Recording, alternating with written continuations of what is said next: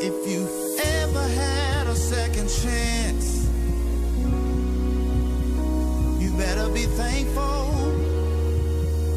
If you ever had a second time around, man, I've been through it, I lost out and I'm faced with defines wrong. Feel no hope, bad thoughts choosing to die, go home. When I was sitting up on that Greyhound, my mind went through these zones like you got none. Lost everything, is no good, feeling alone. Ay, pockets had no dollars, life didn't make sense. How did I end up back where I started, what did I miss? I went from condos to Pop's house, on calls, now bus routes. And the one person who had the key to my heart took it and checked out. What up? It's your boy Paul P. I serve God. I'm not God. This is just my opinion. And welcome to another episode of the Nothin and Somethin podcast, baby. Man, we got a special one for you guys today. Today, we have a man here with an incredible story. Super incredible. Like, I knew he had to come on here and talk about his story, man. One that I thought was so important that he had to come here and bless this table by telling this story on Nothin and Somethin podcast. You know, today we have here the one and only Johnny Chang, man. Appreciate you, brother. Appreciate you. Man, appreciate you too, man. How you doing today, man? Tell us about your day. Good, man. I just came from another podcast, so I'm double dipping today. Man, yeah. And you came from the valley, right? Yes. That 101 freeway, man, that's a killer. It's death, bro. yeah. No carpool, ain't nothing. You just gotta, thug it out. Exactly. So, Johnny, here on the Nothin and Somethin podcast, we like to get your Nothin and Somethin story from the beginning to where you at now. So with that being said, let's start from the beginning. So you from San Gabriel Valley, right? Yes.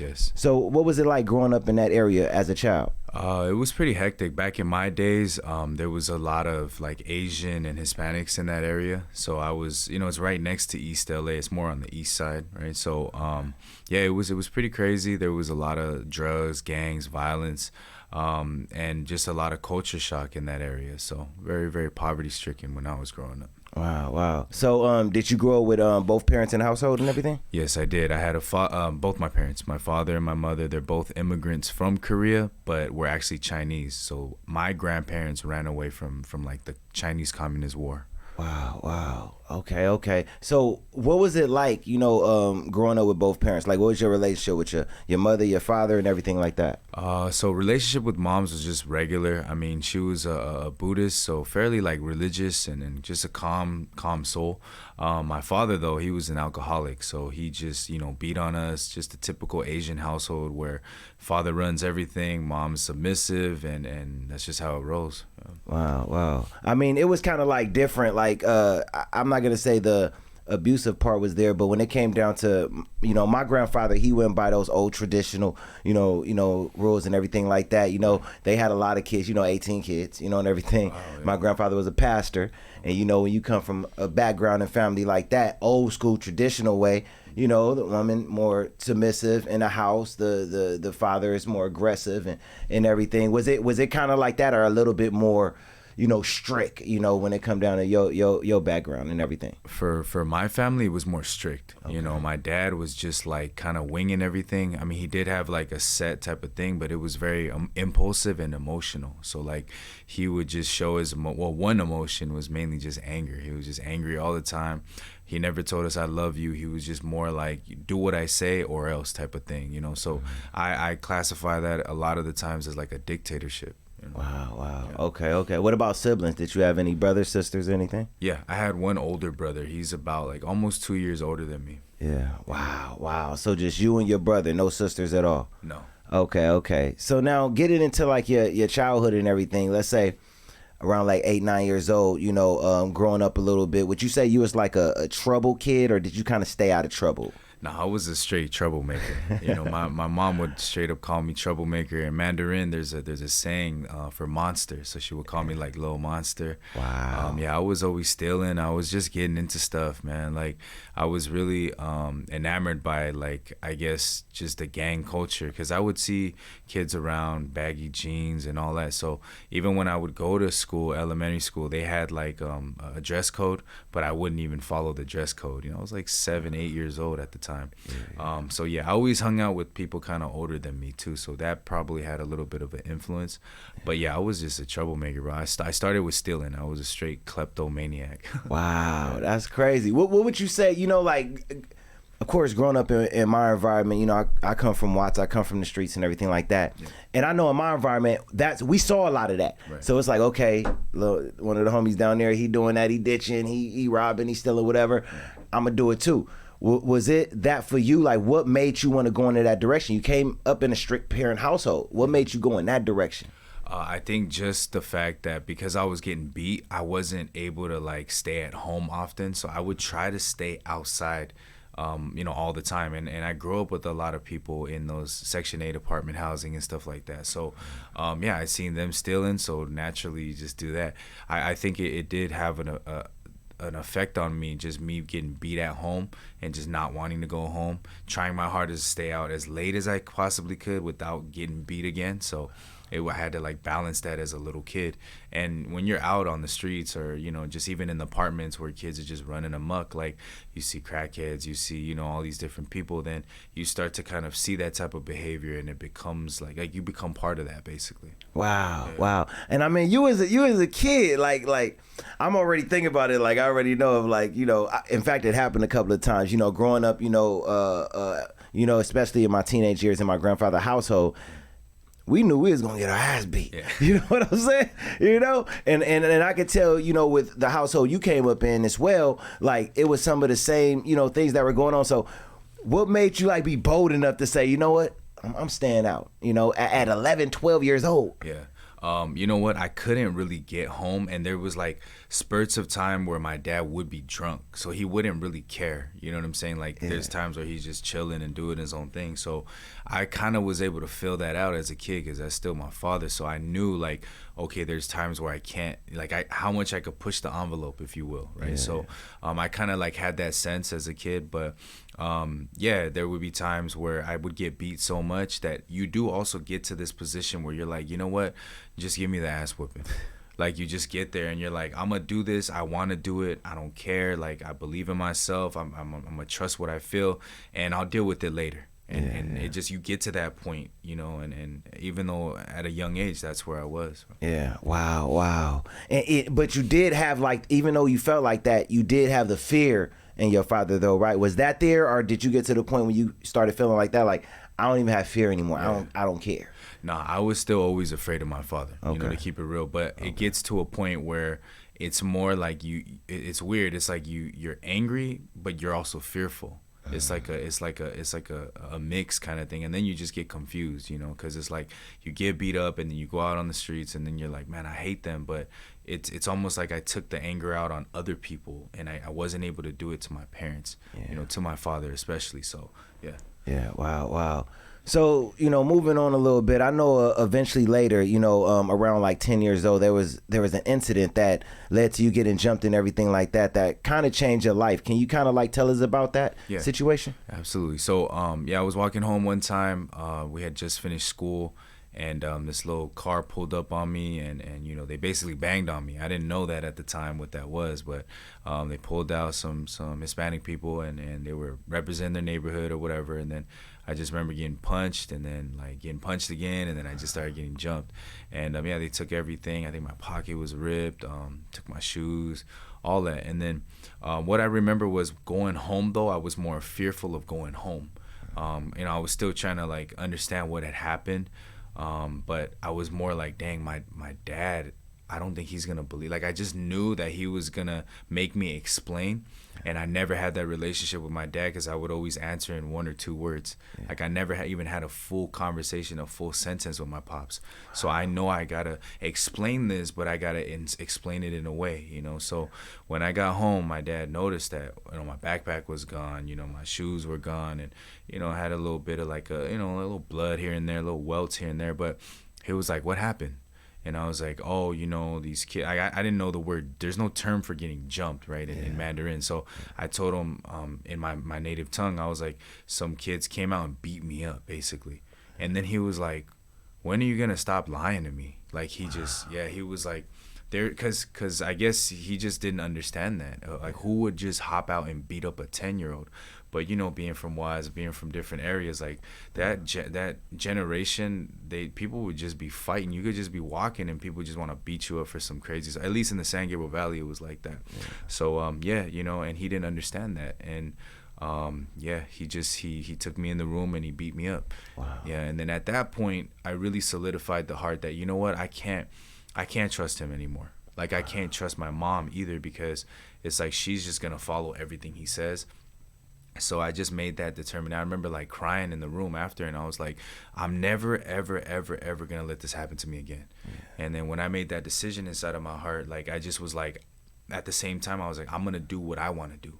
I'm not doing homework. I'm not doing nothing. Like, I'm gonna I'm thinking about how am I gonna bring a knife to school, sharpening a nail filer and all that, like, bring it to school, because we didn't have access to knives and stuff like that as a kid. But like, I'm gonna protect myself at all means, because these people are not going to protect me. And yeah, it went crazy after that. Wow. Yeah. I mean, and I, from you saying that, I'm like, yeah, that's probably like a culture difference, because, you know, yeah, coming up where I came from, you know, you was getting your bike jacked, everything, you was getting whatever, you know, and you know, I go tell my moms, jump in the car, we're going to find your bike. You know what I'm saying? Right. Like, because, you know, this is what goes on in that neighborhood. Right. So I could definitely tell there probably was, you know, a culture difference and everything like that. So, you know, after that situation and everything, you know, I know you say you kind of just start going into a different direction in life, you know, but what eventually led you to want to join, you know, a gang? And so young, you was 12, right? And you first joined. What led to that happening? I mean, at that point, there was actually a lot of people that I knew were already in gangs, even though they were like 12 years old, 11 years old.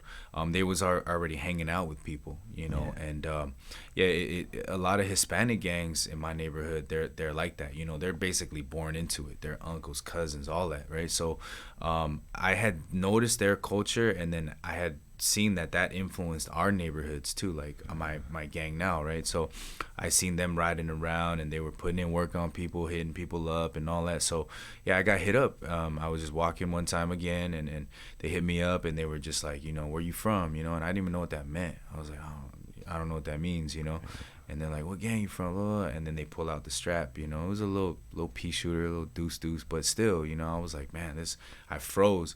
But it was weird, because after, like, I just said, like, nah, I don't gangbang, they put it away, and then they were just like, all right, you want to kick it then, you know? And then they let me in the car. Wow. And basically, like, I just started, you know, basically making my rounds with them, you know, like getting to know them, and, you know, they were explaining different things, you know, they call me this, they call me that, just, it was crazy. And in that environment, I felt like these people had money, these people had weapons, these people had, like, protection, they had it all, you know, and you're 12 years old, so you're just like, man. And, you know, I actually had a heart that, like, you know, I these people could protect me too from my pops if it really came down to it. Wow. You know, so I had started to just, it was instantaneous that I adopted them, or I wanted them to be my family. I didn't say it right off the bat, but I could feel that. I was like, man, I want to kick it with these people. Yeah. So after that, every day I was longing to hang with the homies, and I felt like that was that love that I wasn't getting from my actual household, you know what I mean? So yeah, that's what kind of propelled me into that lifestyle. Wow. So eventually you joined the gang and everything like that, just from, you know, you was building a relationship with them, they was building a relationship with you, and now you are in the gang and a part of the gang. Yes. So after fully joining the gang, and honestly, I just want to say this too, and I think this is something that, you know, people probably don't recognize or understand when you come up in situations as a kid. You know, I always say, what saved me from really joining the gang was I had so many uncles who was around me who was like, nah, that ain't what we do. When it come down to us, we are our own gang. You know what I'm saying? So even though all my homies was from Grape Street, because I grew up in Watts, you know, and I went to school in Inglewood, so my homies over there was from Inglewood family. So I would have definitely, I'm just being real, you know, I would have definitely been a part, you know, because those were all of my homies, you know, but having that kind of like structure, you know, of men, you know what I'm saying, that was like that, you know what I'm saying, that kind of like saved me from that. So I could see how you was like, you know what, I don't have that at home. So, you know, these are my boys over here, that's who I'm rocking with, you know. So kind of going, you know, forward and everything like that, you know, you joined the gang. Did you have to put in work immediately? Yeah. Okay. In that time, like, everybody was putting in work, you know, they're still put-ons, people was getting jumped and stuff like that. So, yeah, we had to put in work, and it went from the smallest things to the, you know, to crazy things. So we had to do it. We had to prove ourselves. And yeah, that's essentially what I end up getting caught for is you know, my first crime. Essentially it was a robbery / kidnapping, and you know, luckily it was a group of us, but I was the youngest one, of course. And you know, I basically was nudged essentially to take the rap, you know, being that I'm young, and you know, and I don't think they expected me to get the time that I got, but basically they gave me, you know, 4 years YA time.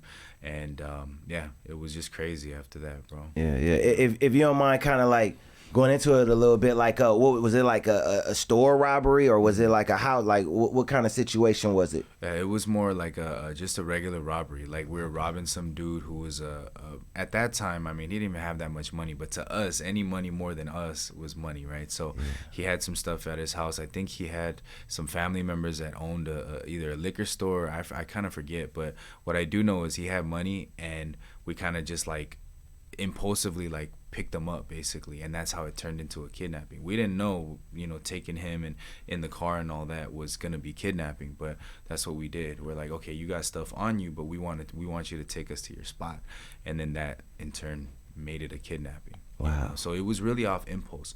You know, you're 12 years old, you got a couple people that's maybe like 16 to 18, so you're not thinking much, and you're like a knucklehead, you know what I mean? So we didn't really plan nothing. We went off of like impulse. Yeah.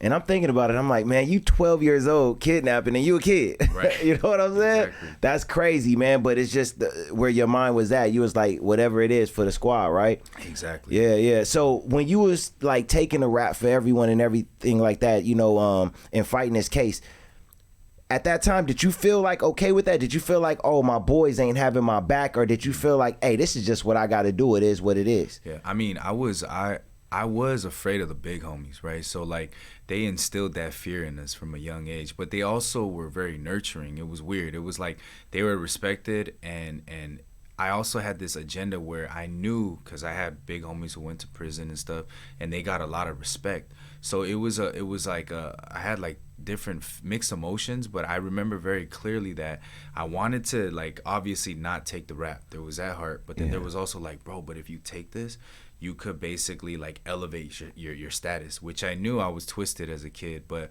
that's what they were kind of telling me too, you know, like, you know, if you do this, bro, like you're solid, you know. That's when I heard the word, what does solid mean, and all, and they were teaching me basically, you know.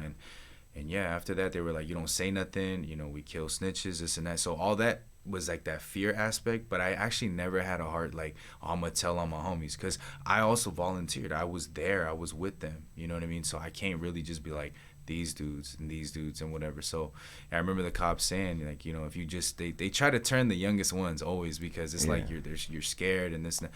Oh, you know, you're gonna get raped, and they would say stuff like that to me, you know. But before that, a lot of my big homies were real big homies. They were like guiding me, and they were like, they're gonna say everything to you. They try to break down everything to me, you know, and I was thankful for that. So I was able to keep it kind of solid, you know. Dope. Yeah. But then the crazy thing to me though about this was your first case, right? Yeah, bro. And you ended up in YA? Yeah. I'm like, what made them like throw you right in YA like that? Because my at that time my gang had a RICO, so like, you know, they pulled all of that up, and they were like, you know what, this kid, even though he's 12 years old, they were pulling up different cases. This kid did this at juvenile murder, and this and that. They're from CHANG, and this and this, and so they were breaking it all down, and they're like, you know, don't let it fool you, like these are Asians, but they're known for murder for hire and just all kinds of stuff. And they were like, this kid is not he's a predator basically, he's not a kid basically, you know. And I didn't know nothing about that, so I was like, I don't know what they're you know, why they're doing this, but they basically buried me, bro. Wow, that's crazy, man. And I say that too because, you know, I'm from LA, so I never ended up, you know, on Y or anything like that. But, you know, one of my best homies, you know, I remember at around 17, 18, I was working at Walmart. He just got out of YA, you know, and everything. And then they did like job placement for him, and he was working at Walmart and everything. But he would tell me all these crazy stories about being in YA, all type of stuff, just the craziest shit you would ever hear. You get what I'm saying? For sure. So, you know, you first arrive in YA, and at this time, again, you 12, 13 at this time? Yeah, or 12. 12, 13 years old. what was that experience like in the beginning? Let's say you first walk up in there, you arrive in YA, like what was your thoughts and feelings and everything? So the first place I went to was SRCC, right? Southern Reception. So that's kind of like a reception center, right? And it's somewhere where they house you. They kind of like, it's like placement basically to see where you're going to go, right? So from there, you know, I caught a lot of fights immediately because, you know, in YA, the difference between YA and county and jail and prison is YA is actually gangbanging. So when you get in there, you have to gangbang, you know, and you have to stay 10 toes, they call it. You have to fight. And so people will press you and you can't hide behind a car. You're by yourself essentially. So yeah, I was fighting. And then from what I heard too, there was like a rumor going around at that time, like early 2000s, where if you fight, you're getting sent to Nellis, right? Which is like at that time the worst, right? It was in Whittier, and that's where all the rapes was happening. And we all knew there was like YTS, Chad, Nellis, like these different places that are really crazy. It's all YA, but those three kind of stuck out like as the craziest ones, you know? So sure enough, you know, I fought, saw an enemy, whatever, fought, and then that was basically my first like couple nights there was just fighting. And after that, you just, all these mind games, you get laced up, like people tell you, okay, so this is what you do, this is where you go, this is how you handle yourself, yada yada yada. And it's your own race, you know. It's for me, it was some Vietnamese dude, but essentially, you know, from that I get sent to Nellis, and it just went even crazy. It was like a whole nother level after that, you know. It was just all kinds of stuff, bro, like from rapes to people getting stabbed to just fighting was an everyday thing, you know. So I mean, that was whatever, but just the mind games, bro, like talking about gangs and you know, like you gotta line stuff up, you gotta fight this dude and basically fight the Ronfly, which is the car, like fight him, his homie. It's just like constant fighting, bro. Wow. And when you say, you know, get into it with like enemies and ops and stuff like that, was that just other Asian gangs or was that just any gang that was up in there? I mean, you could technically get with anybody, right? But most of the time it was with your own people, you know, because you know, I'm not like, you're from Watts, like we don't have beef with, you know what I mean, those people. So you're usually beefing it within the vicinity, right, within your neighborhood. So yeah, I would beef with, you know, Asian Boys, Black Dragon, with all these different gangs that were our enemies at the time. So yeah, you get in there, it was pretty much on site, bro. Man, crazy. I know too, you talked about like literally like at a young age laying in your bed at night experiencing like hearing, I don't even know if seeing, but you know, hearing somebody, you know, getting molested, a boy like around your age and everything like that. Bro. What did that like mess with you mentally, like Absolutely. You know, hearing that and everything? Absolutely. Did bro. you think that was coming at you? For me personally, I didn't feel like it could happen to me, but I feel like it was obviously it was traumatizing, but it was just I don't know, like it was just something that was, the first time I remember hearing that, I just was like, what was going on? Like I didn't even know what was going on actually, you know. But then it came to me because I'm like, oh, I heard that people get turned out in YA, you know, and this is actually what's happening, you know. So yeah, you see that stuff and it's just like, it's crazy. But to me personally, I never felt like that would happen to me, because I was a person who like, I just kept fighting, bro. And I feel like those people, there is a specific type of person, I'm sorry to say, that gets preyed upon, you know. And I'm not saying I'm all big and bad, but those people were the ones that weren't fighting, that was letting people take their stuff, like just I don't know, just being like kind of like, you know, like a bitch basically is what they would call it, you know. So yeah, you could see that, and then you see people who come in who are like, I don't care how old you are, you 16, I'm 12, I have to fight you, you know. And then they respect you. It's weird, like after that they just respect you, even if you're getting beat up, like they respect you, you know. Whereas there are people who are like trying, like they'll step up to them and then they'll get scared, or you know, somebody pulls a knife and they won't fight or whatever, and then right then and there everybody's, it's not just like one person, that person that's punking them, everyone starts taking their things, bro. And it's just like a predatory mindset where it's like the best way to describe it is like piranhas, you know, where they like chew a piece of flesh and then everything just starts going at it. Like that's literally what happens in YA. You know, in prison you can hide behind the politics, honestly. You know, if you're a person who ain't never fought and, you know, first time in prison, you could hide behind the car because there's politics. But in YA, you have to stand 10 toes. If you don't fight, like you're just gonna get eaten alive, bro. You can't hide behind this or hide behind that, bro. It just doesn't work. Wow. Yeah. And did you like see that like happen with that person who you saw go through that after that situation? Did you see, you know, everybody kind of start, you know, treating him like that after that and everything? So yes, wow. Not just with that situation, but just people in general who won't fight back. Yeah. They would just get preyed upon. Literally, they would get stripped of everything, commissary, clothes, whatever. They would take everything from them. Yeah. Just different people would just come. Yeah. Sorry. Yeah. Wow. That's crazy, man. So, you know, I heard you mention it on the other interview, and I just want you to kind of like go into detail and explain it to people. So, if you don't mind, talk about the 2-second takeoff rule that, you know, that used to happen in YA and everything. So it's an unspoken rule. Basically, you know, if you feel disrespected, you have to take off. You know, if you wait too long even and you hesitate, people see that. So it's just basically like you're constantly like going off impulse, going off emotion.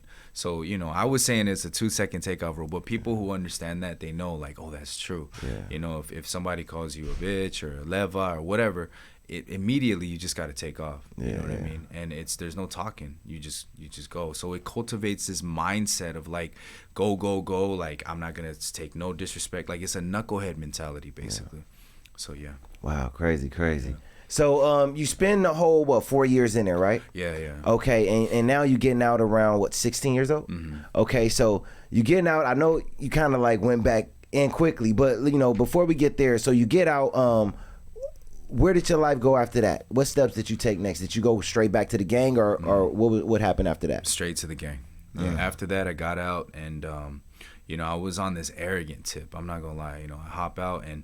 Now you're like kind of crazy, so when you see other people, you're like, man, these people ain't crazy as I am. So you're trying to like prove, you know what I mean, and prove that you're crazy. Not you don't need the status anymore, but it's like I'm gonna show you guys what I learned in there. Like you wanted to kind of show that off, as crazy as that sounds.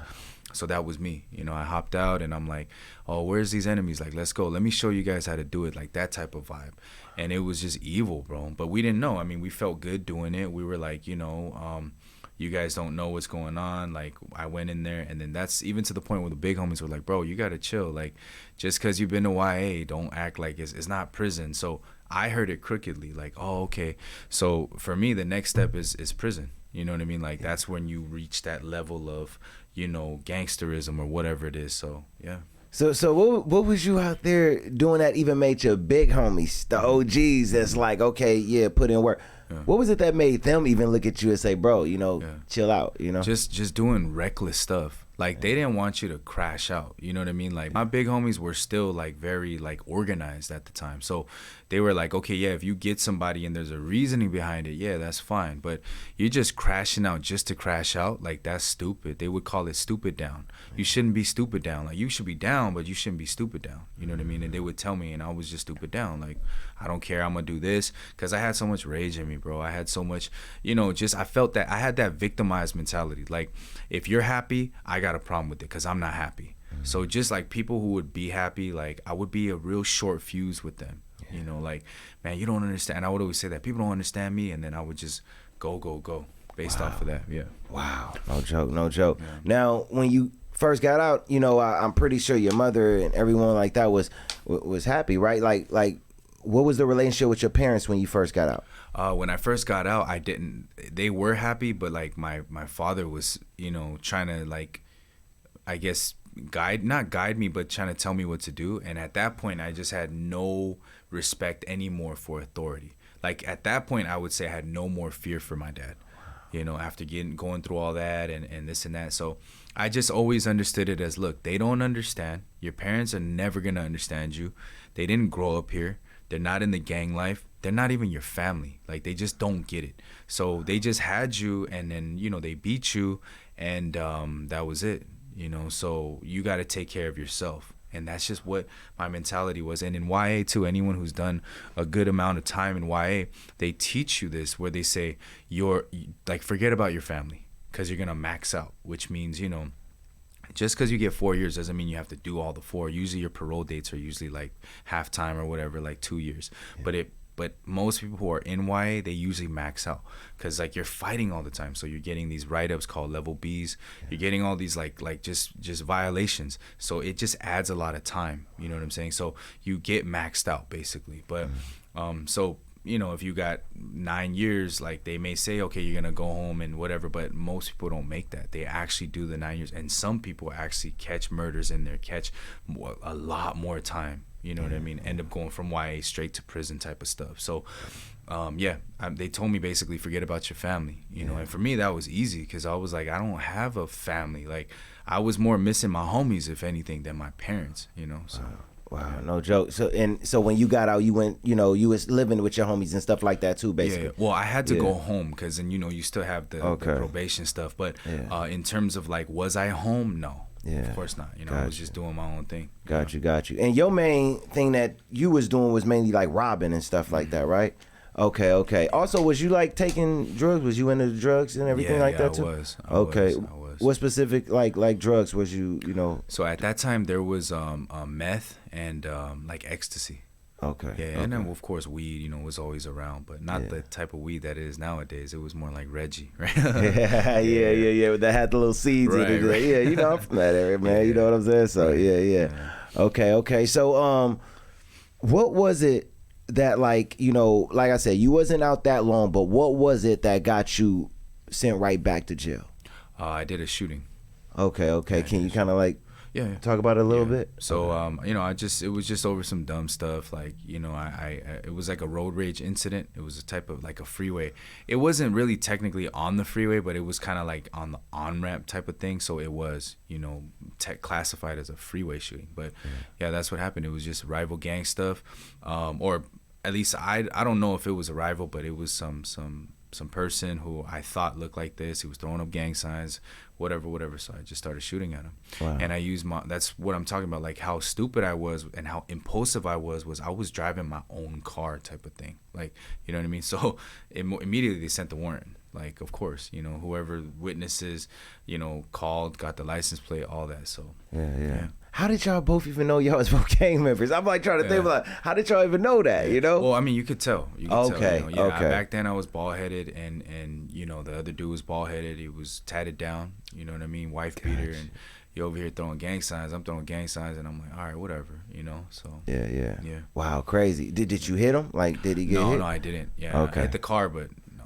Got you. Okay, so how much time did you end up getting, you know, for that? Yeah, so at first I was facing like 19, and then, you know, I ended up taking a plea deal, right? So it was 10, 85%. Wow. Yeah. So you got 8 of them. Yeah. Man. Yeah. Wow. Okay. So, wow. So now this ain't YA no more. This is prison. This is big leagues. It's real now. You know what I'm saying? Right. So, you know, you get your sentence. You arrive in prison. What was that like for you? You know, when you first arrived? Best way to describe it was culture shock, man. Like you get there and YA is again like gladiator school. So you're like, okay, if I see somebody, it's on site, right? So when I get there, I see enemies, and I'm like, oh, all right. But then they're like, no, that's not how it works. You know what I mean? Like and they started to lace me up again. Like, this is what it is. They gave me the rules and regulations to everything, and I was like, what? Like I didn't like that. You know, I was like, man, forget that. You know what I mean? Like, these dudes shot at this dude. Like, I gotta, you know, I had that animosity. But I didn't know how to program, bro. I'll be honest. Like, for the first year and a half, I was just like a knucklehead, man. I was like, you know, rebelling, and I was just like, just getting write-ups and just being stupid, you know. But in the end, I was able to see that you know, some of these people were actually very respectful. Like my enemies, they would send like care packages and stuff, you know, and I was like, dang, that's crazy, bro. Like, these are people who we have beef with.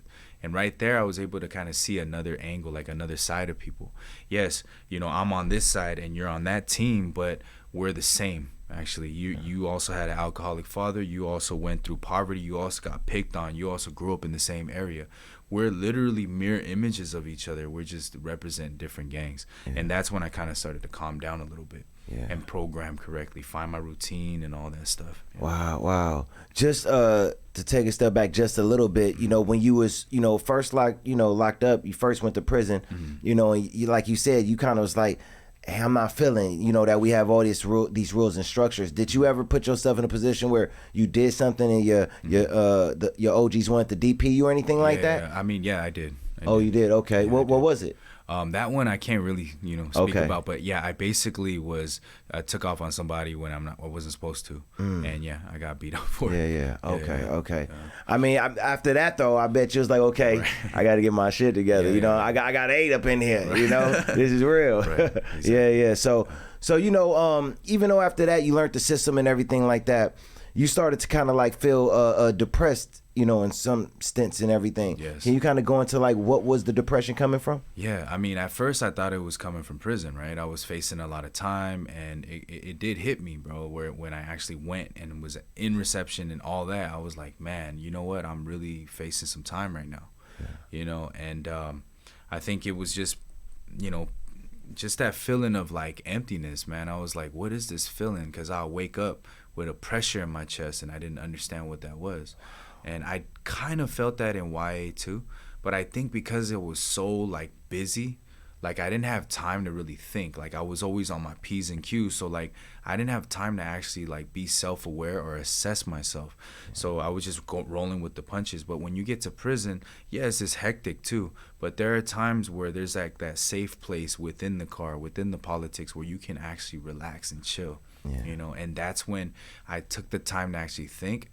And that overthinking started to come to me. Like, all right, your homies, you got this much time. All right, whatever, you got to do it. You got to keep it gangster. But at the same time, like, what are you going to do when you get out? And I'm like, man. And I just try to put it, like, in the back of my mind, I'm not going to do nothing, whatever. And, it was like that for the pretty much the whole stretch that I was there. Wow. And you said earlier when you was in YA, some of the worst stuff you saw was, like, seeing your peers getting molested and stuff like that. So while now you're in prison, was it similar things you saw, or what were some of the things you saw while up in there? Yeah. So you didn't see none of that in prison? No, that was a no-go. Yeah, that's a no-no. Like that causes way too much problems on the yard, right? So they were like, no, there's no raping, there's no whatever. It's crazy. Yeah, even if you're like gay or whatever, like you have to be on another yard. It just causes too much drama, right? I didn't see none of that, but I had seen a lot of like gambling debt type of stuff that would lead people to get stabbed and things like that. I seen a lot more like stabbings and stuff like that. But I mean, just a lot of DP stabbing, cleaning house, all that stuff. But other than that, it was a lot more like chill, but it did have that air of like tension, because now you're not fighting one-on-one no more. This is like a whole like I don't know, the best way to explain it is like it's just like it's just war, bro. Like one person can get disrespected and everyone starts fighting because of that type of stuff, riots basically. I didn't see a lot of riots, but it was always that tension of anything can pop off type of feel. And it was similar to YA in that aspect. But I think it was pretty scary, because it's like now they got numbers, because in YA, if it's just one-on-one, okay, you could size this dude up. But being in Asians, we're not even that much, so you're like, okay, I gotta fight all of y'all. Like that's too crazy. You guys got 700-800 Mexicans to like 60 of us, 40 of us, something like that. And it's like we'll lose. We knew that, but we still had to play that part. We still had to keep it solid and all that. So it was always that tension of like anything can pop off, any little thing. Yeah. And in prison though, it's less about like the sets and the crews and stuff like that, and more about like the race, right? The culture, like. You black, Asian, Hispanic. So did y'all ever get into anything, any race, wars and everything like that while you was up in there? Yeah, that stuff I can't really talk about. But basically, like there was stuff like that. There was race wars, is what I can say. Yeah, definitely. On my side, but the gangbang in there, you're still a gang member. You can't, drop your flag or whatever, but you have to go with a car, your people basically. Okay. Did you ever get stabbed or anything like that? Okay. Well, thank God you did, man. I've been stabbed and it's not fun. You know what I'm saying? The surgery is the worst, even afterwards. But yeah. So eventually, you know, one of your OGs noticed, you know, that you know, you was having a hard time and everything like that, and basically gave you some advice. You mind going into what advice it was that your OG gave you? Yeah. So he was noticing that I was an overthinker. So he was like, you know, you should. And he was a lifer. So he was there for a long time, bro. He was there for a long time, and he was like, you know, what helps me cope with everything is like, you should read, bro. You should read a book and you should exercise.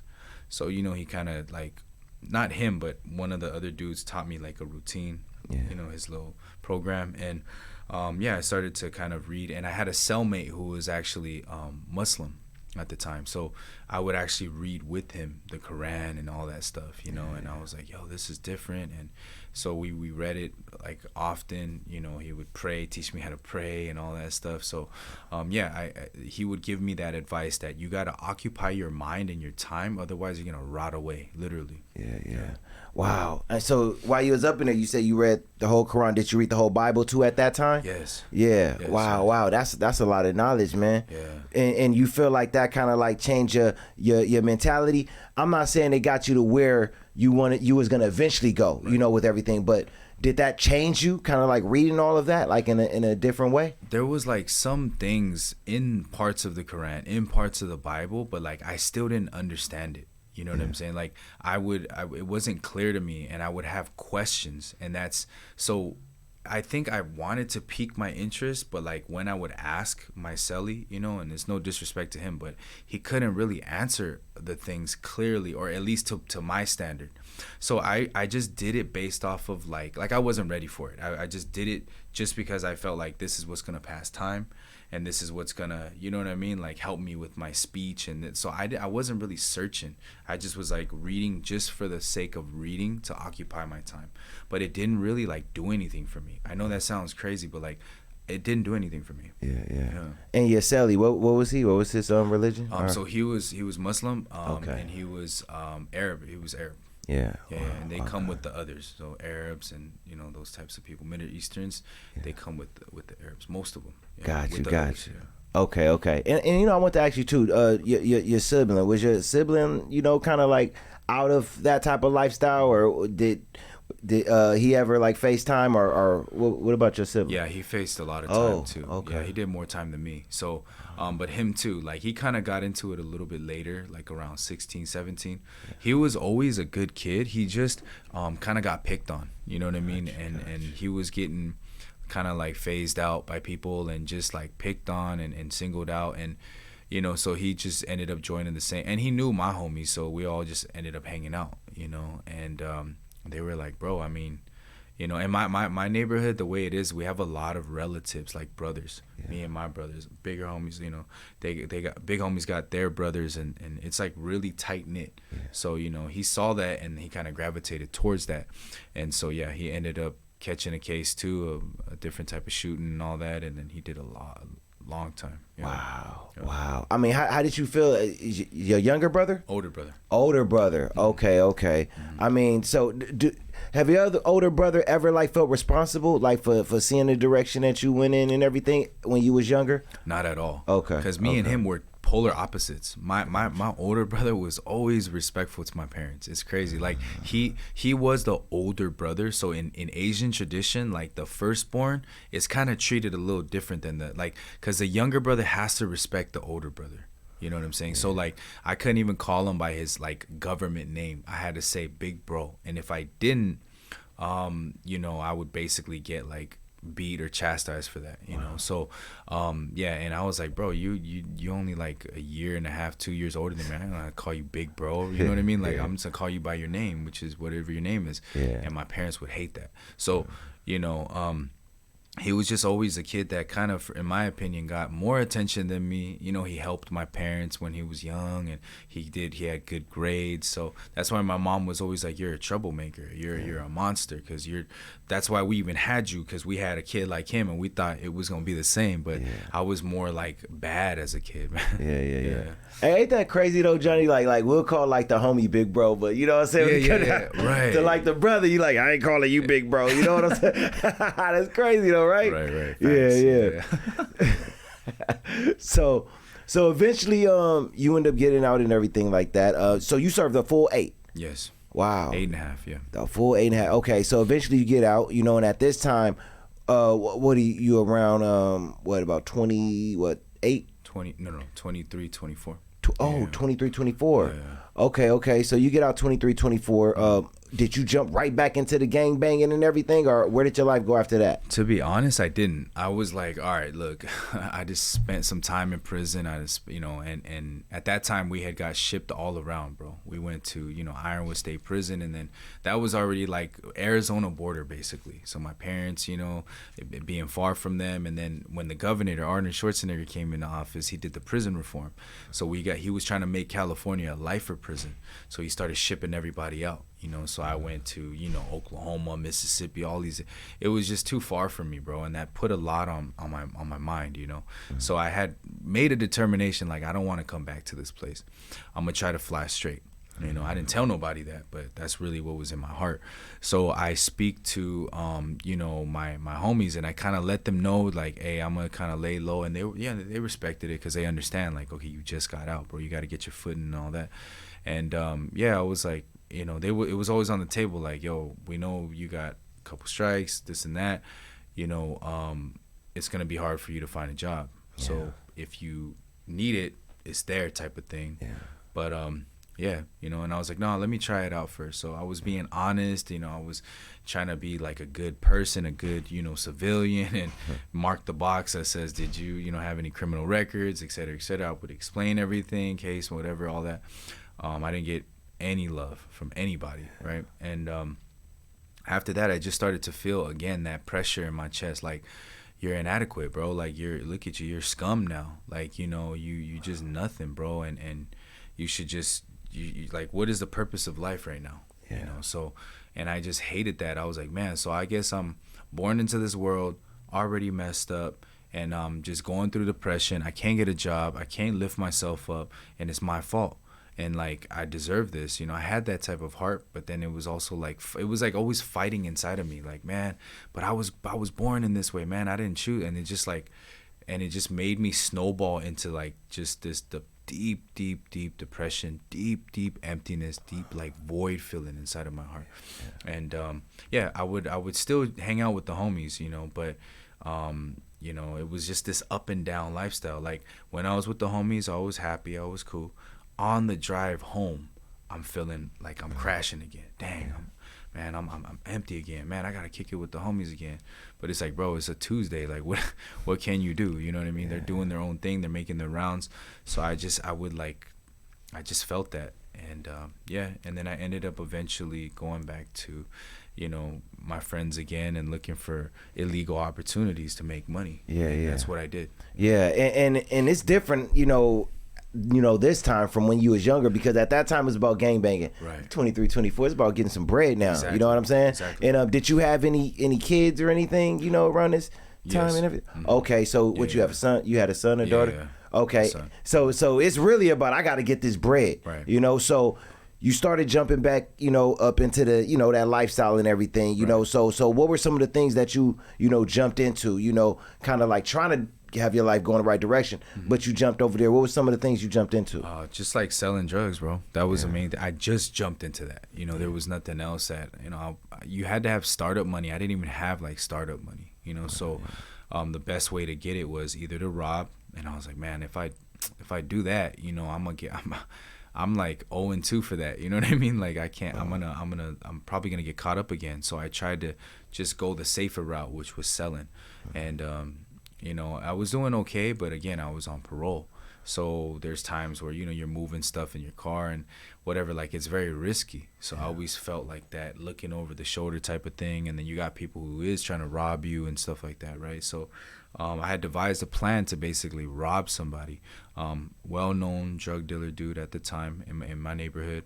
And I planned to go to the right of the car, you know, and my homie was going to go to the left of the car.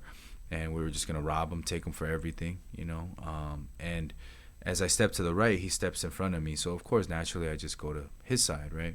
And I go, and then 3 gunshots ring out, and this dude basically gets shot. My homie gets shot right in front of me. And, you know, right then and there, I just start to realize, like, man, this was supposed to be me. you know, I'm supposed to die, you know, and yeah, he ended up passing away. Wow. And you know, it was just all like a botched robbery basically. And you know, I was just so like, I had that guilt, man, like, man, this was all you, like, you messed it up, you planned it, you did this, you did that, whatever it was, like, you're just an evil human being. So not only now are you depressed and you're lonely and you're broke, you're also an evil person now, you know. You and it was just a tremendous amount of pressure on me. And then on top of that, within the same week, my homie ends up committing suicide in county jail. Yeah, and then after that, like a few days after that, you know, my other homie, he's a young little homie, he gets shot in the head, freeway car-to-car shooting. I mean, it was just crazy, bro. It was just death everywhere. So I was like, okay, like, I'm pretty sure I'm a die soon. Like, I just felt that, you know. And there wasn't anyone I could turn to. There wasn't anyone I could speak to. I just had to, like, stuff it inside of me, and I felt like it was just eating at me, you know. So yeah, I was like, look, whether I go back to prison or whether I die, like, I'm pretty sure and this is just my life. And I had accepted that. I had reached, like, I would say at that point, rock bottom in my life, you know. And there's many times where I should have reached rock bottom, but that was the first time I actually recognized that my life is shit. It's nothing, and I have nothing to show for it. And this mentality of, I'm gonna do what I want to do, and I'm gonna only do what I want. I'm gonna take care of myself. Like, I was able to kind of step out of myself and see, like, how did it work out though? Did everything you planned go according to what you planned? No, because you're living miserable.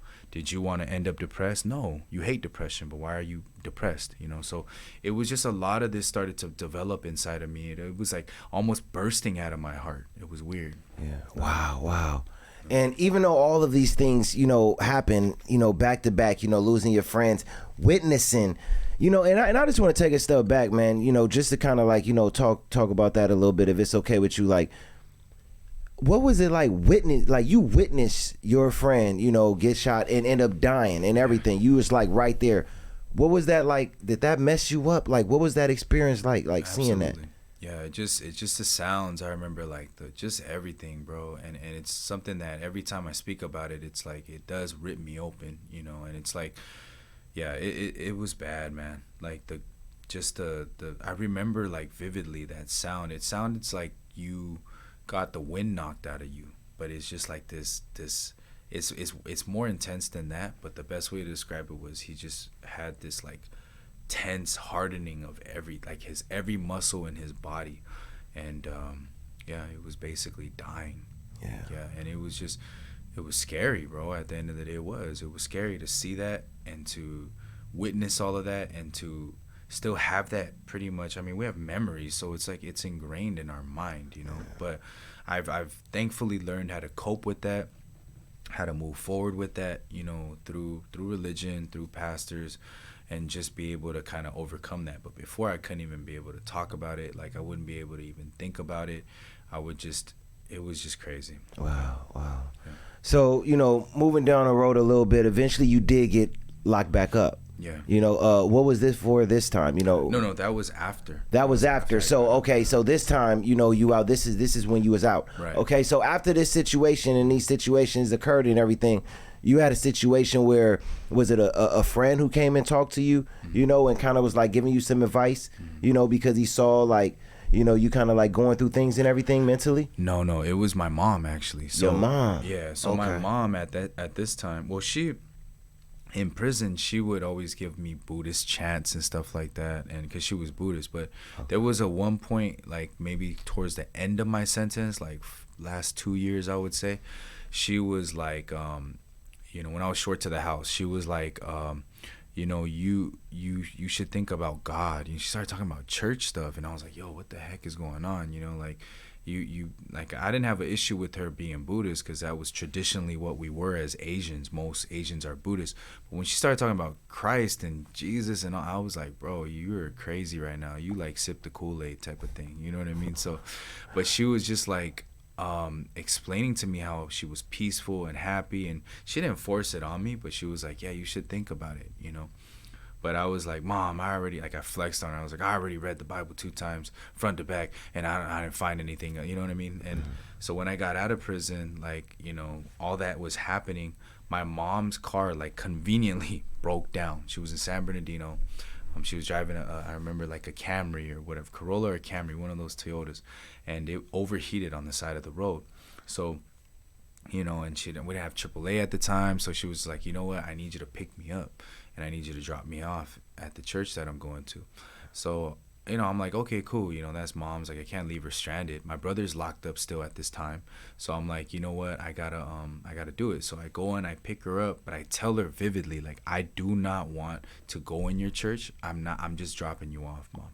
You know, because I know, like, a lot of these, at least in my experience, these Christians, Catholics, whatever, they would push it onto me, and that's what I didn't like about them. You know, and Buddhism wasn't really like that. They didn't, like, try to force it, you know. So she was like, yeah, no worries. She didn't even care. Like, I could tell that she needed to get somewhere, which was there, and she needed to translate because she's a translator for the church.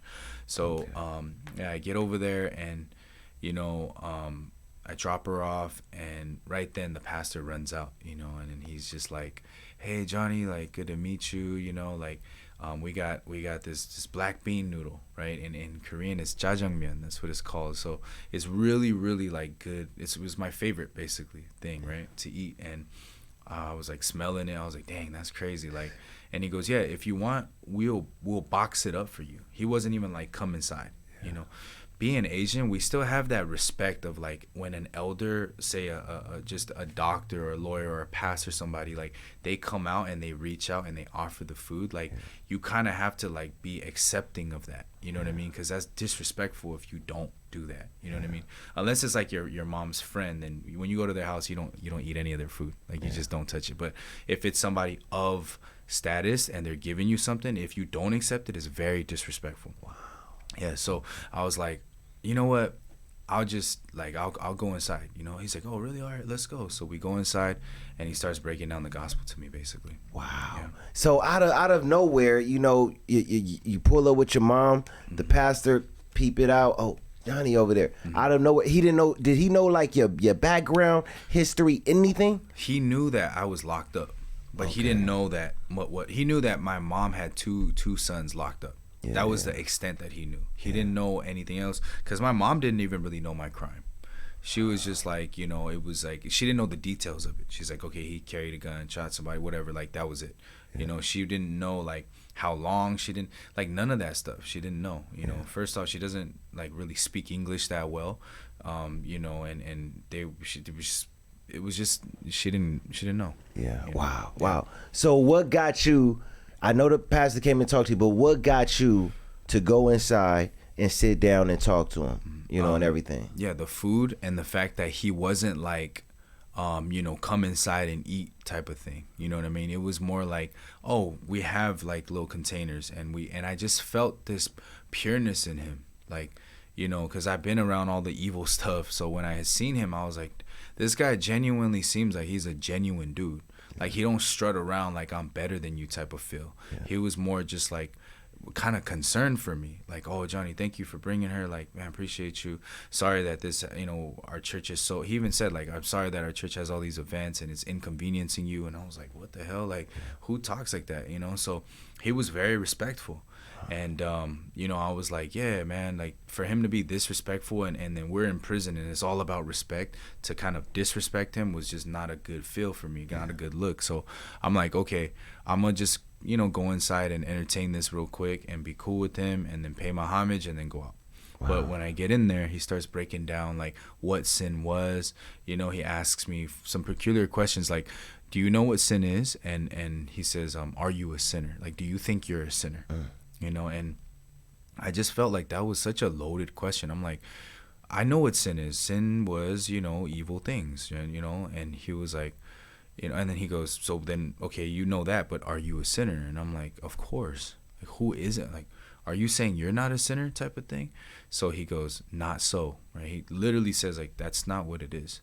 You know, sin is not that. You know, sin is unbelief. And he was, like, explaining that to me, you know. And I was like, okay. One thing I had in my heart was, I'm not a pastor. So when he's breaking it down, it's probably smarter to listen to him because I don't know nothing about it. I read the Bible. I didn't get anything from it. I just thought it was a history book, maybe a poem if you read Psalms, you know, like that's all I thought about it was. I didn't think anything about it, but he was breaking it down. And I always had that curiosity of like what certain verses meant. What does this mean when it says, you know, love your neighbor as yourself and this and that. So I was just kind of like curious, but I didn't have anybody to break it down. Wow. Yeah, and he was breaking it down for me. Wow. Yeah. Okay, so he's breaking it down and everything like that. And to be honest, I'm very curious myself because, you know, my grandfather was a pastor. I come up in a Christian household, Right. you know, and everything. Of course, you know, you go out of it a little bit and things like that, you know, but I'm a Christian man, you know, now. So I want to ask, what was it that he said, though, that, you know, you went over some of it, but what was it like that he exactly said that really caught you and was like, this is where I need to be? Yeah. You know, when it come down to the faith. Right. So he the way he broke down the analogy of sin was really pure and easy and simple to understand. So he was saying like, okay, so sin, right? He says, you, for example, you're Chinese. He said, did you choose to be Chinese? And I was like, no. He said, if you stop eating chow mein and fried rice, are you then no longer Chinese? And I said, no, you're Chinese from birth, right? I said, yeah, your father was Chinese. His father was Chinese. It was passed down to you. Then he's like, let me open a verse to show you guys, you know, what this means. So he opens it up to Romans chapter 5, verse 12.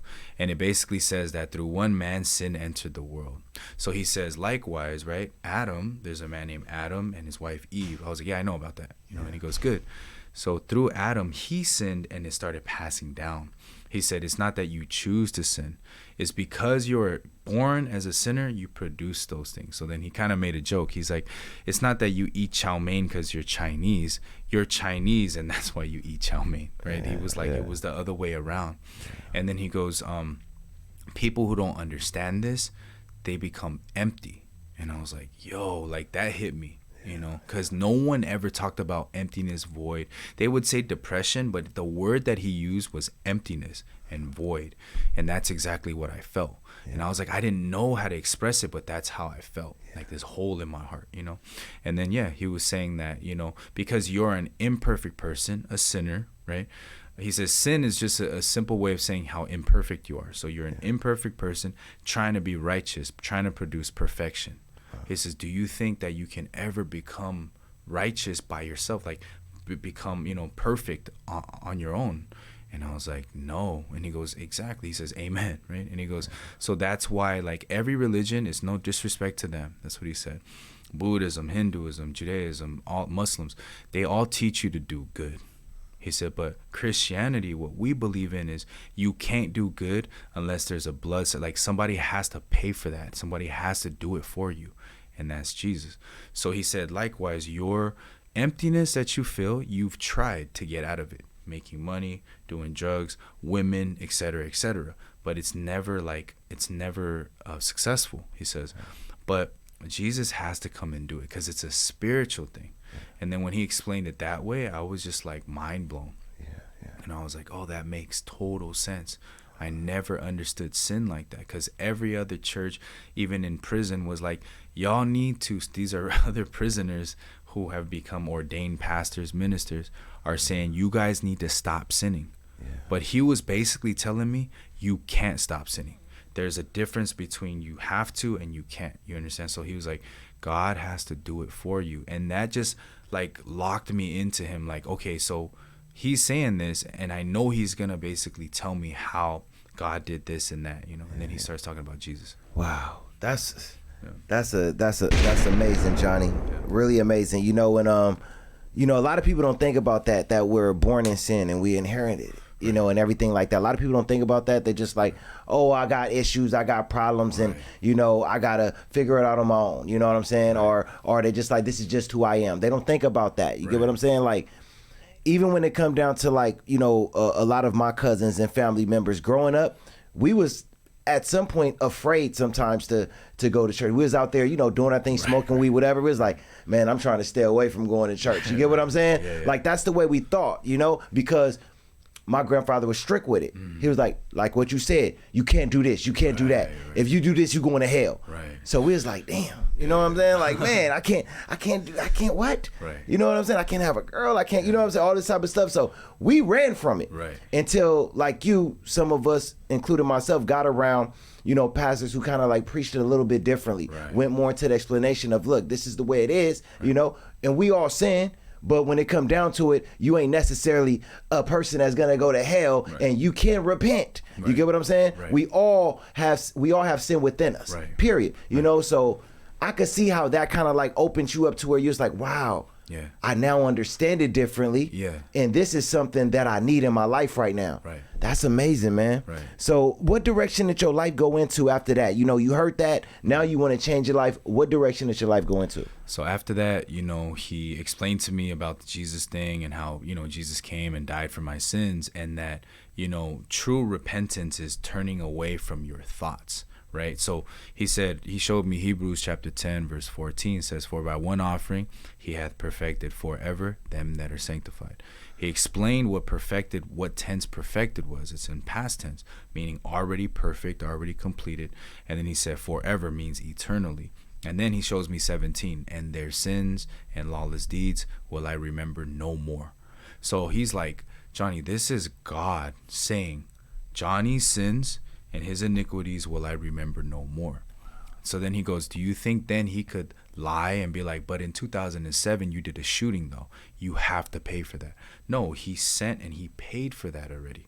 He used an analogy, bro, after that of like, basically, you know, when he was young, he said his father, he was in Korea, and he was playing like baseball on the streets, you know, like a little stick and a ball. He hit the baseball and it broke a window.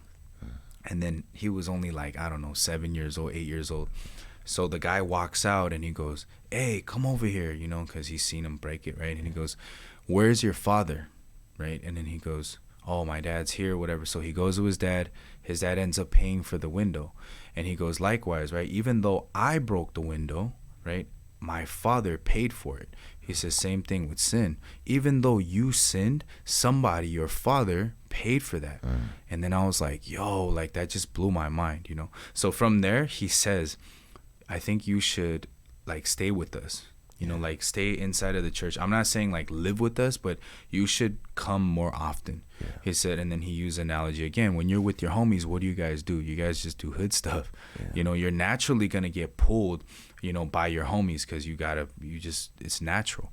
But if you're around people who have hope in their hearts, he said, your emptiness is not a problem. As long as we pour our hope into your empty heart, you'll become hopeful too.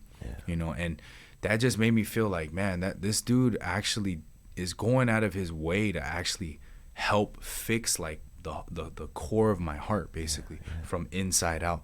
And I felt that hope in my heart. I felt like, yo, if God is holding the keys to heaven and he's telling me that he doesn't remember, and he's telling me that I'm perfected forever, it just made me move different. So then when I was connected to him, I started to see that the drugs started chipping off, the carrying a gun, all that was just starting to get like dissected. And he never told me, stop doing drugs, stop gangbanging, stop hanging with the homies. He just presented something more hopeful and better, and I naturally went to that. I clinged on to my gang because I thought it was my only hope. I clinged on to drugs because I thought it was my only hope. But then he gave me Jesus. He gave me God, which was more hopeful than anything.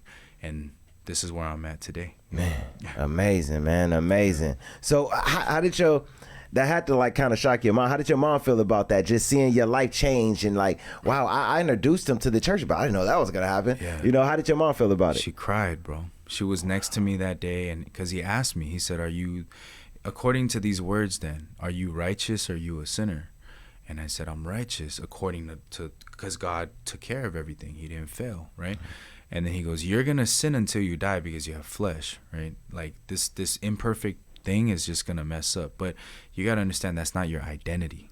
Right? You was in a gang, but that doesn't mean you're a gang member. Like you're still a human being, basically, right? So he said, in your heart, you got to believe that you're righteous. So my mom was crying and crying and crying. And from then on, like it just changed, bro. Like my father started to notice different things about me. Like, yo, this kid is more peaceful. He's not blowing up. He's not putting holes in the wall. He's not with his homies out in the back drinking and you know what I mean? He doesn't carry his strap around anymore. Yeah. He's just like, there's something wrong like with him. He thought there was something wrong with me. And my homies were the same way. They were like, yo, I think Johnny's doing drugs because he's so chill. And he's not like this, and he's not a normal person. So when I tried to preach the gospel one time to my homies, I remember saying, hey, you guys know that Jesus died for that. Oh, here we go. You know, I'm like, he died for you. He made y'all righteous. All right, bro. Like, all right, fool, are you righteous then? I'm like, yeah. And then they laughed. They said, if you're righteous, we're righteous, because you're like the worst one, basically. You know, like joking. But in the end, some of my homies actually come to church with me nowadays. Wow. Yeah. So they see the change, the peace, the self-awareness, all of that, and it all came from God, you know. So. Wow, that's amazing, man. That's amazing that you could like even help change other lives without even forcing them, right? Just by them watching and seeing the way that you're moving, and also making them feel like, you know what, you're not a person who is just evil. Right. You're not a person who, you know, God will accept you. Yes. The door is open. You know what I'm saying? Thanks. And you know what I'm saying? So you could come and change your life in a better way. You know, see what I have in me, you can have that in you as well. Right. You was able to show them that with no force at all. No force. You know, that's amazing, man. You know, in a lot of different ways. Now, when it come down to the gangs and everything like that, would you say that you are removed from it, you know, fully, or would you say you're still, you know, a gang member even though you're saved? What would you say in regards to that? I would say I graduated, right? For me, it's more of like a family thing, because legit my families are in it, you know. So I've never denounced them. But I see them as like people who are lost souls, and like God will bring them, you know what I mean? Because we're pillars, basically. So, you know, who am I to judge? Like, I can't, because I'm not. First off, it says in the Bible, you're not the judge, but I was those people. I went through what they went through, and I'm just there. Like, of course, I don't go to strip clubs with them anymore. I don't go gangbanging with them. But when we do go out, we go to eat, and I just show them love, basically. And that love, bro, it changes them, because they're able to sit and chill with me and be themselves. Whereas before, it was very superficial. It was like, yeah, you're my homie, I love you. But, like, they couldn't ever open up anything. I have homies who open up, like, the deepest, darkest secrets, like weak times, basically. They'll share that and be like, yo, like, this is what I feel, I'm going through this, you know, I had this type of thought, I felt like killing myself the other day, etc., etc.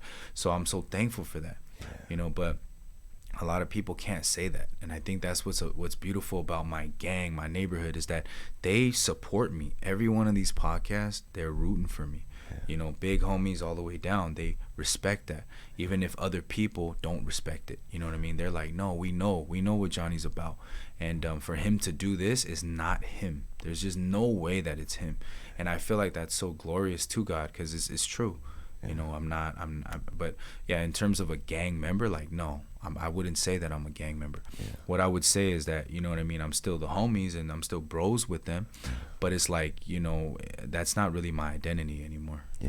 You know what, Johnny, and I love what you're doing too, because you know, my goal, and I remember I used to tell this to pastors, and I'd be like, well, you can't really do it like that, you know, because that may make you kind of go back into that, you know, world. But what I love that what you're doing is that you're speaking to the broken. You're like going in the environment of the broken. You know, the ones, you know, rather than smoking, drinking, partying, whatever. You're going in those environments and saying, hey, I'm gonna be me, you know, y'all still the homies, but you know what I'm doing. As long as you respect that, you know, and at the same time, maybe I could get some of y'all to come over here as well. You're doing that. I got nothing but love for that, man, because there's some people just to be real, in the Christian, you know, world that speak against that. You get what I'm saying? Exactly. So that's why I was like, man, you know, I need Johnny to come here, because a lot of stuff that I see Johnny doing, that has always like been my goal, you know, when it come down to, you know, letting people know, hey, Christianity and you know, being a believer is not just all about, you know, being some judgmental individual. It's not about that. Facts, you know what I'm saying? Facts. Like, you know, so it's just beautiful, man, that, you know, you're like, one of them in the forefront, really, preaching that and everything. Yeah. And talking about preaching, you ended up becoming a minister, right? Right, prison minister. Wow. Tell us a little bit about that. Yeah, so, the pastor was saying that, it would be good for us to share, because God used my life, from the beginning to, it's not like I wanted to go to Hawaii. It's not like I wanted to go to prison. He utilized that. And there's a verse that says, what Satan intended for evil, God intended for good, right? So he's like, when you use this your life, like, you can reach people. And I'll be honest, that's when, like, I started to realize my thoughts were really evil, because I'm like, man, I don't want to do that. Like, I don't want to look weak. I could meet my homies and all that, but just random people who are in prison, who are not even Christian, like, to go there and just share my story, like, that's weird to me. But he told me, Johnny, rather than trying to understand, just accept what I'm saying, and you'll see the difference. I believe God will work. So I kind of put down what I thought, and I followed what he said. And, when I went there the first time, I remember, like, going to Lancaster, and I was just, like, shocked how much they related with me. Like, the fact that I was talking about how we lay up on our beds and we have these negative thoughts coming to us, and it just starts from a little thought, starts to snowball, go crazy. People came up and was like, bro, that's literally what I had last night. And next thing you know, tears is down my face. I feel like killing myself. I feel like I'm not worthy. I feel like I'm nothing. And you hit it right on the head. Like, it's not our thoughts. Because if it was our thoughts, when we say stop, it should stop.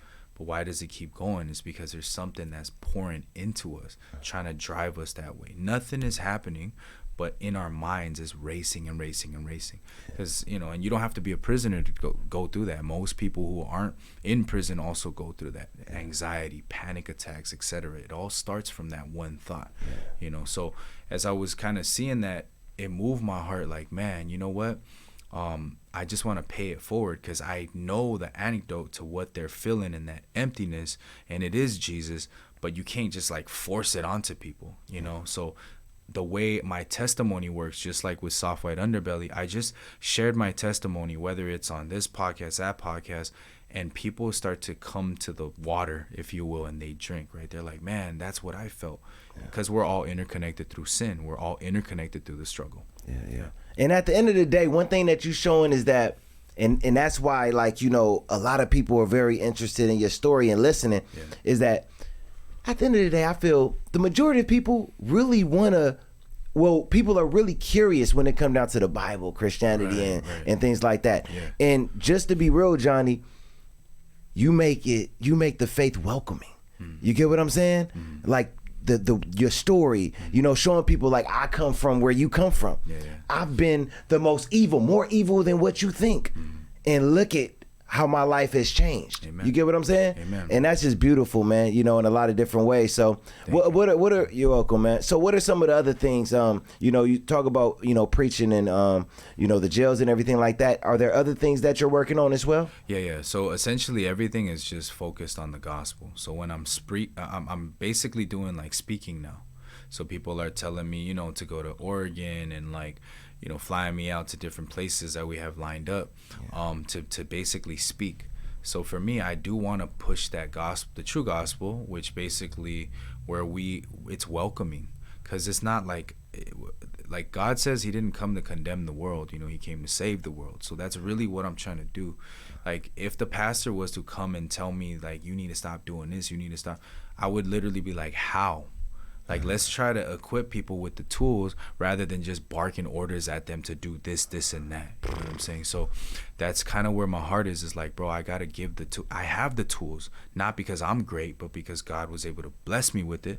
And I want to utilize that to help people. So whatever it is, whatever podcast I'm on, whatever God has in store, I just move forward, bro. That's it. Amazing.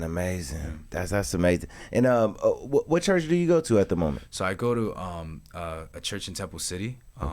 Pastor was telling me that I gotta, like, screen people because it's just people rushing the doors and stuff like that. But it's that's happening. Wow. That's happened, so now because you becoming more popular, people want to go to that church. Yeah. Wow. Which is good. Nah, that's kind of like there's also that that other side of, you know what understandable, I mean? Right, but it's just, but look at where you leading people though. Yeah, that's facts. Come on, man. Come on, bro. Like that's. Come on, man. Thank you. You know, like that's amazing. That's amazing, man. You know, so I also wanted to say I saw you do like a little interview or collaboration with China Mac. Yeah. I interviewed, well, how was that, man? That China good. Mac cool as hell, man. Yeah, China Mac is family, bro. I talk to him almost every day. But yeah, you know, he's a believer. He just doesn't really like practice, if you will. But you know, I got a lot of flack on that, you know, because people were like, "Yo, you're cussing." You know, like these other Christians were telling me, bro, you're cussing and this and that. But, you know, I always tell them, like, if you look at 1 Corinthians chapter 9, verse 22, it says, you know, we are all things to all men so that we can save some of them. You know, if I walk... Preach it. Preach it. Come on, man. Give him them verses, Johnny. Get them. Yeah, so if I walk up to China Mac and I say the right thing, you know, according to the Bible, and he says... You know, like if I say, hey, bro, you know what? You got to repent for your sins. I mean, that would be the right thing to say. Yeah. You know, you got to turn to God, bro, or else you're going to burn in hell. Like, do you really think? I think we're going to have to fight, bro, if I said something like that. You know? So what I do is I also gain the hearts of people. What Pastor has taught me, which is why I'm able to be the way that I am, is to gain people's hearts. Yeah. Like being wrong is okay, as long as you gain a person, because everybody is like so like bottled up. They're so like on their P's and Q's. They're so defensive about everything.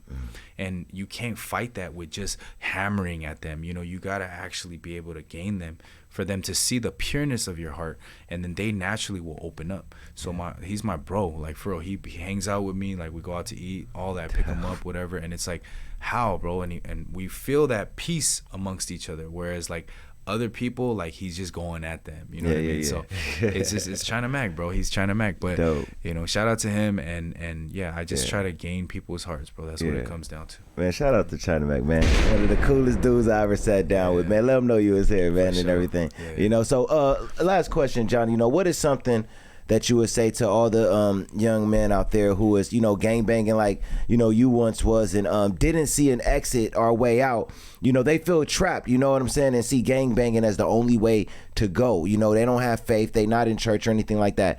What is something that you would say to them, you know, who want to change their life but have no idea how to? I would say you gotta, the connection is very important. Who you're connected to is important. Right, I'll use the analogy of like electricity. Say like we have a refrigerator, and if we plug the cord into the outlet, then the electricity will run. You know what I mean? And it'll run it, and it can, you know, refrigerate everything. But let's say like you don't have that electricity in this world, right? And you just then it's just an expensive decoration. You understand? It's useless. So who we're connected to is very important. You know, if you're connected to a gang member, big homies, etc., and it's not no disrespect to them, but they themselves also can't really lead their own lives too. So the end result is going to be probably negative or a more miserable lifestyle. But if you're connected to people more like me, who's been through it, or, you know, a counselor, just anybody who's better than you in anything, it would actually, you would like them leading your life and them giving you advice and you heeding their advice will result in a better life, at least better than how you can lead it. You know, so I talk to them about that, you know, just like God, bro, like he has infinite power and electricity, you know, like electricity. But if you don't connect to him, then his power never becomes yours, and you have to find a way to then go through antidepressants, gangbanging, women, drugs, alcohol to try and live this life that makes you produce your own happiness, basically. You know, so, you know, I want people to understand that the connection is very important, and we're not made to live alone. We have to be connected. We have to be, so whether it's with homies, whether it's with gangs, or whether it's anybody, you gotta find that mentor like I did. You got to find that person who really has peace and hope. And that's why I still keep my DMs open. There's times where I put my number out there. It's not because like I'm trying to get paid or whatever. I do most of this stuff volunteer work. Prison stuff I do voluntarily, right? It's because I understand that they need this connection. And I want to be that line, because if I can't help, I also got pastors amongst me that can help. So, you know, once we do that, bro, one by one, when people learn, this world starts to heal and become a better place. Yeah. Johnny, man, some of the best advice I've ever, you know, heard, man, at this table, man. Wow. Dope. Appreciate Definitely, man. So, you know, any shout outs or anything like that, you know, Johnny, before we get out of here and everything? Yeah, shout out God. Man, amen to that. Amen to that. My yeah, God. shout out to you guys too, you know. Appreciate you guys for having me on, and Man, yeah, man, appreciate you. Man. Thank you, brother. Man, appreciate Johnny for coming down, man. It's your boy Paul P. Johnny, Another Son Podcast. Love you all. We out of here. Deuces.